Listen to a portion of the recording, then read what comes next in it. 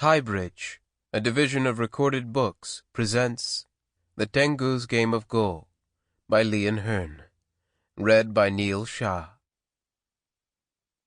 Let us all go forth, bridle to bridle, and see, no doubt, the blossoms are scattering like snowflakes in the ancient capital. From Kokin Wakashu, the first imperial anthology of Japanese poetry, translated by Helen Craig McCullough.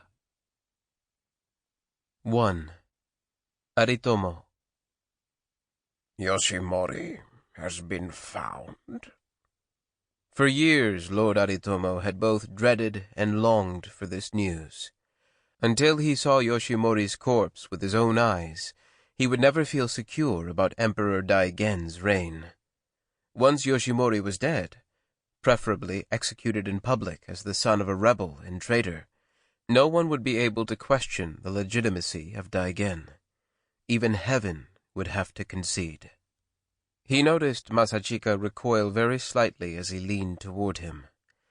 Aritomo knew his breath smelled of decay, and that his men feared he was grievously sick, even dying. He saw it in their sideways glances, their nervous voices.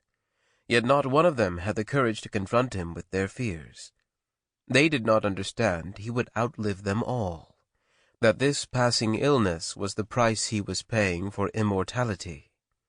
He used white powder to mask his yellowing skin, and madder to give color to his cheeks and lips. He drank wine to dull the pain, and took many other potions concocted for him by his physicians. Nothing could alleviate the night sweats and the vomiting, or restore healthy flesh to his gaunt frame, but it would all be worth it in the end. "It may be just another rumor," Masachika replied. "Harinori reported it. Messengers came from Aomizu this morning.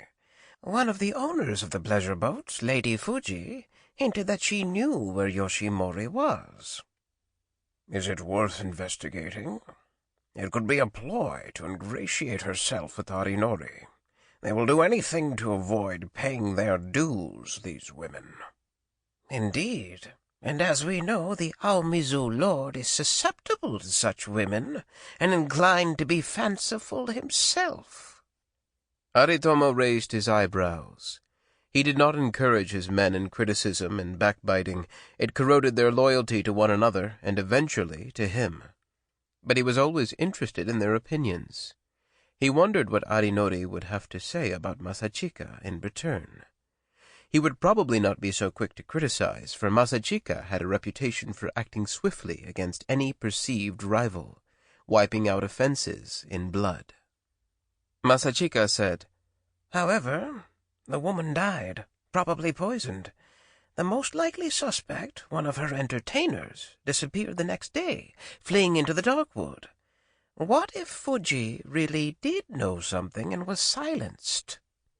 Aritomo shifted his jaw from side to side as he did when he was thinking.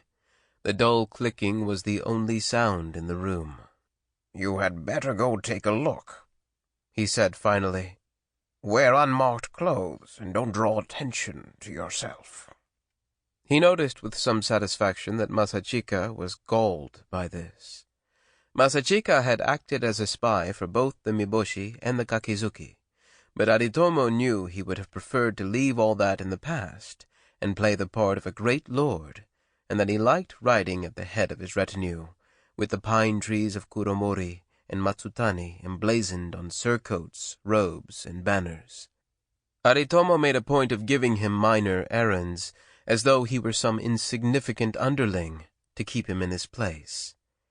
He saw Masachika hesitate as if he would refuse, and continued to stare at him until the younger man submitted, bowed deeply, and took his leave. "He thinks he will bide his time and outlive me, but he will not.